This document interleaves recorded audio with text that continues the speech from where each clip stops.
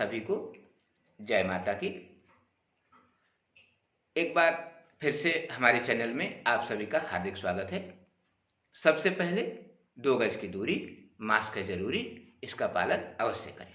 Vaccine अवश्य लगवाएं क्योंकि वैक्सीन अत्यधिक सुरक्षित और प्रभावकारी है। हाथ हमेशा धुलते रहें, हो सके तो सैनिटाइजर का प्रयोग भी करें और सामाजिक दूरी तो अवश्य बनाए रखें। अब आते हैं आज के चर्चा पे। पहले वीडियो में मैंने आपको बताया था कि दिवालिया योग क्या होता है, यानी बैंकरप्ट योग क्या होता है, और उसका आपको संपूर्ण जानकारी दिया था। आप चाहें तो आई बटन दबाकर उसको देख सकते हैं। आज आपसे चर्चा करूंगा, यदि दुर्भाग्यवश आपके कुंडली में दिवालिया योग है तो आपको क्या उपाय करना चाहिए जिससे आप इस योग से बच सकें, या इस योग से प्रभावित हो चुके हैं तो इससे आपका पुनरुद्धार कैसे हो, यानी आप इस योग के प्रभाव से बाहर कैसे आ सकते हैं। तो एक बात आपको सबसे पहले कहूंगा कि दिवालिया योग का सबसे बेहतरीन यानी सबसे उत्तम उपाय लक्ष्मी जी का सहस्रार्चन हो, चाहे वो भांति भांति के किन्हीं वस्तुओं से हो। सहस्रार्चन का अर्थ होता है कि उनके सहस्र नाम के द्वारा उन्हीं नामों से किसी वस्तु विशेष से उनका पूजन करना। यानी 1000 नाम है तो 1000 नामों से 1000 बार।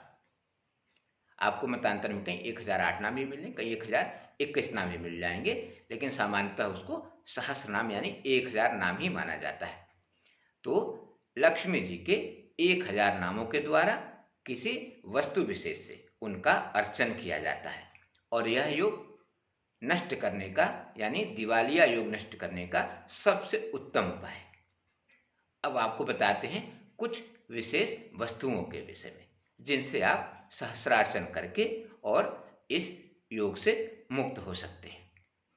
तो सबसे पहले यदि ये स्पष्ट हो जाए कि आपके कुंडली में दिवालिया योग है या स्वयं ही आप उसको महसूस कर रहे हैं कि आप अर्श से फर्श पर पहुंच चुके हैं, या आप खुद को दिवालिया घोषित करने के अत्यधिक निकट पहुंच चुके हैं, तो अब आते हैं इसके उपाय पर चर्चा करते हैं।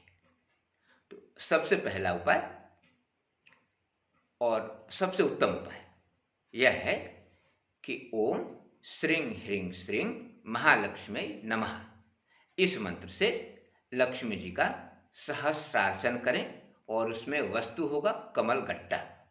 सहस्रार्चन का मतलब होता है 108 बार लक्ष्मी जी के इन्हीं नाम से जो अभी आपको बताया, ओम श्रीं ह्रीं श्रीं महालक्ष्मी नमः, इस मंत्र के द्वारा 1008 बार एक एक कमलगट्टा करके श्री महालक्ष्मी जी को अर्पित करें।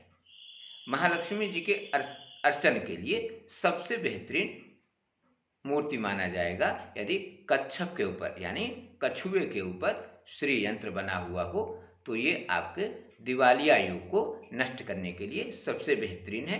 और उसी श्री यंत्र के ऊपर यदि आप ये सहस्रार्चन करें तो और भी प्रभावकारी होगा। इसके बाद आते हैं दूसरे उपाय पे। दूसरा उपाय यह है कि लक्ष्मी सहस्रनामावली यानी लक्ष्मी जी के 1008 नाम जो पृथक पृथक रूप में लिखे होते हैं, इन सहस्रनामों से गुलाब की पंखुड़ियों से, आपको गुलाब के संपूर्ण फूल का उपयोग नहीं करना है, गुलाब के पंखुड़ियों को तोड़कर अब पंखुड़ियों से लक्ष्मी जी का लक्ष्मी सहस्रनामावली के द्वारा सहस्रार्चन करना है। यह भी एक बेहतरीन उपाय है जो आपको दिवालिया योग से अतिशीघ्र मुक्त कर सकता है या प्रभाव मुक्त कर सकता है। इसके बाद आते हैं तीसरे उपाय पे। यदि आप ये दोनों उपाय करने में सक्षम नहीं हैं या आपको मुश्किल लग रहा है तो श्री सूक्त आपको कहीं भी आसानी से उपलब्ध हो जाएगा। श्री सूक्त के द्वारा शहद से स्फटिक के श्री यंत्र पर कम से कम 51 दिनों तक अभिषेक करें। मंत्र वही श्री सूक्त होगा, यानी श्री सूक्त का पाठ करते हुए या श्री सूक्त के पाठ का श्रवण करते हुए। ये कोशिश करें कि 51 दिन के बीच में यह अभिषेक खंडित नहीं हो। यदि आप नहीं कर सकते हैं तो आपके परिवार का कोई व्यक्ति भी कर सकता है। तो श्री सूक्त से 51 दिन तक शहद के द्वारा श्री यंत्र का अभिषेक करना भी दिवालिया योग से मुक्त करने में सक्षम है। इसके बाद आते हैं चौथे उपाय पे। लक्ष्मी सहस्रनामावली को ही, यानी लक्ष्मी सहस्रनामावली के द्वारा ही आपको हल्दी की गांठ और कमलगट्टा, इन दोनों वस्तुओं का एक साथ उपयोग करते हुए प्रत्येक नाम को उच्चारण करके और इन्हीं नामों के द्वारा लक्ष्मी जी का सहस्त्रार्चन करना है। यह भी आपके दिवालिया योग को समाप्त करने का या उसके प्रभाव को प्रारंभ होने के पूर्व ही रोकने में सक्षम है। इस उपाय को आप अवश्य करें और अपने आप को दिवालिया योग से मुक्त पाएं। इसके बाद पांचवा उपाय भी है। यदि आप 11 पान के पत्ते पर शहद लगाकर प्रतिदिन, एक मंत्र बता रहा हूं, इस मंत्र का उच्चारण करते हुए सिर्फ 11 पान के पत्ते शहद लगाकर लक्ष्मी जी को विशेष रूप से यदि श्री यंत्र उपलब्ध हो तो श्री यंत्र पर करें। यदि अर्पित करें तो शायद आप अपने इस बदतरीन योग से बच सकते हैं, यानी दिवालिया योग से बच सकते हैं। उसमें एक आपको छोटे से मंत्र का प्रयोग भी करना है। आपको 11 पान के पत्ते अर्पित करते समय यह मंत्र अवश्य बोलना है। मंत्र थोड़ा बड़ा है, इसको ध्यान से सुनिए। ओम ऋण रोगादि दारिद्र्य पाप क्षुदप मृत्यवः भय शोक मनस्ताप नश्यन्तु मम सर्वदा। एक बार फिर से मंत्र सुन लीजिए।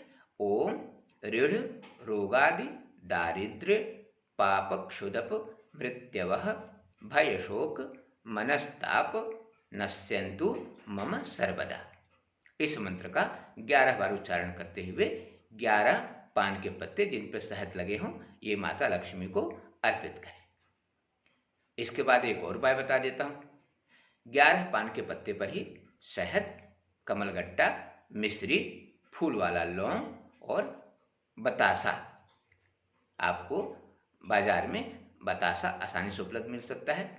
बतासा को भिन्न भिन्न नाम से जानते हैं, किंतु शक्कर का बना हुआ एक मिष्ठान है जिसको बतासा ही कहा जाता है। तो इन सारी वस्तुओं को, जिनमें शहद, कमलगट्टा, मिश्री, फूल वाला लौंग और बतासा, इनको पान के पत्ते पर रखकर जो पहले मंत्र बताया उसका उच्चारण करते हुए आपको बहते जल में प्रवाहित कर देना है। यदि बहता जल नहीं मिले तो घर में ही किसी बड़े पात्र में आपको प्रवाहित करके उसको पुनः किसी उचित स्थान पे ठंडा कर देना है। इसमें भी मंत्र पूर्ववत होगा जैसे बताया आपको। ओम ऋण रोगादि दारिद्र्य पाप क्षुदप मृत्यवः भय शोक मनस्ताप नश्यन्तु मम सर्वदा। इसके बाद एक और उपाय। कमलगट्टे के दाने, गुड़, घी, आटा और शहद, इनको गरी के गोले में भर दें।